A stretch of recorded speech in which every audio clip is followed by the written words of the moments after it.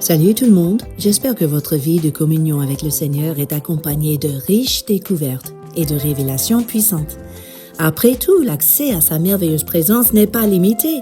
Il y a plus de 2000 ans, à l'époque du Temple, l'accès au Saint des Saints, la demeure de Dieu, était réservé aux souverains sacrificateurs. Mais cela a changé quand Jésus a été crucifié. Dans Matthieu 27, 51 et 52, nous lisons « Voici le voile du temple se déchira en deux, depuis le haut jusqu'en bas. La terre trembla, les rochers se fendirent, les sépulcres s'ouvrirent et plusieurs corps étaient ressuscités. » L'initiative est venue du ciel, mes amis. Personne n'a pu recoudre ce voile depuis. Cela veut dire que ce lieu invisible mais réel est accessible à toute personne en Christ, à tout moment, en toute situation. Non seulement quand tout va bien, quand l'équipe de louange chante, non. En fait, mes amis, nous sommes censés y demeurer.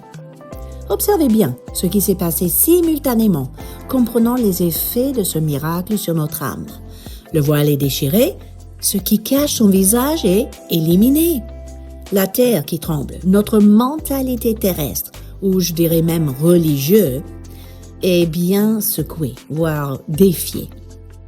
Les rochers qui sont fondus, l'endurcissement est brisé pour nous permettre l'émerveillement qui accompagne un cœur tendre et reconnaissant. Les sépulcres sont ouverts, ce qui retient la vie est tout d'un coup brisé et rendu impuissant. Les morts sont ressuscités. Peut-être votre vie d'adoration ou votre passion pour Dieu ou votre affection pour le Père a besoin d'être ressuscité aussi. Laissez-moi vous demander, à quand remonte la dernière fois où vous avez pleuré devant la présence majestueuse du Roi des Rois?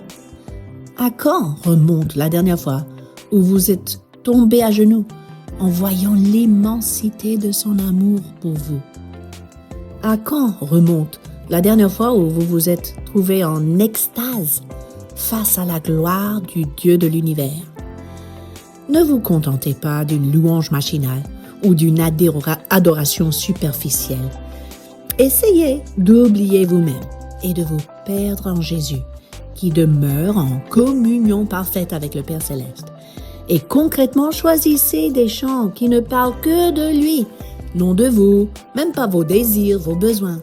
Il est déjà au courant et vous pourrez lui faire confiance.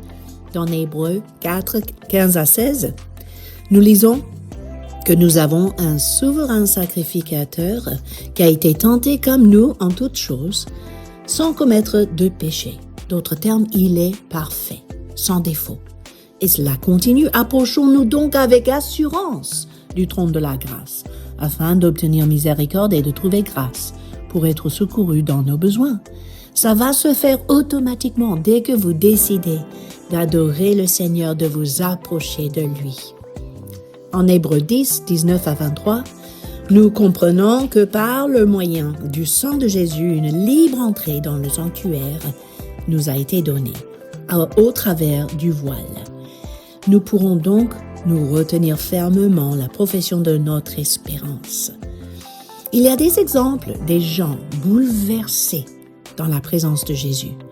Leur humilité, leur révérence s'expriment même corporellement. Par exemple, dans Matthieu 14, 33, devant certains disciples, la Bible dit « Ceux qui étaient dans la barque vinrent se prosterner devant Jésus. » Ça, c'est suite à la tempête qui était calmée. Et ils dirent « Tu es véritablement le Fils de Dieu. » Ils étaient dans l'émerveillement. Matthieu 15, 25, nous voyons même une femme cananéenne. Elle vint se prosterner devant lui disant « Seigneur, secours-moi ». Elle a fait de Jésus Seigneur avant de demander son aide. Vous voyez, quand on vient à la rencontre du Messie, on ne peut pas rester indifférent ou nonchalant. Il est possible qu'aujourd'hui le Saint-Esprit vous indique encore un voile qui vous sépare de ces moments inoubliables. Si vous apprenez, vous abaissez devant sa royauté, vous inclinez à ses pieds, il vous relève et vous permet de le regarder les yeux dans les yeux. Comme le Seigneur m'a dit une fois, si tu restes à genoux devant moi, tu resteras debout devant l'ennemi.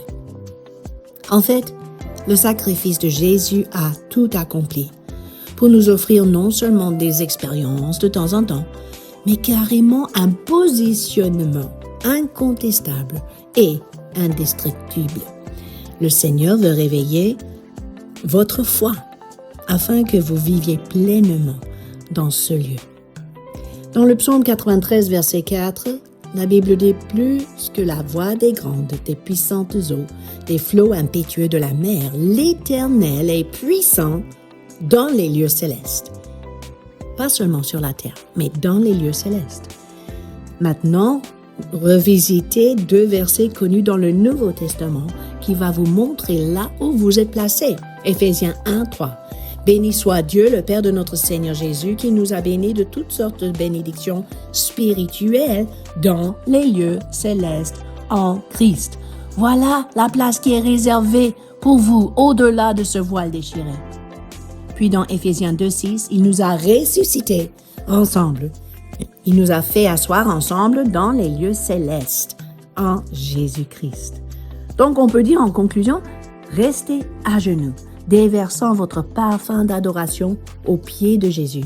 Puis, prenez votre place assis dans les lieux célestes et vous demeurerez debout dans les combats. Vous verrez que ce voile déchiré était prévu pour vous faire rentrer pleinement dans la victoire de Jésus-Christ. À bientôt!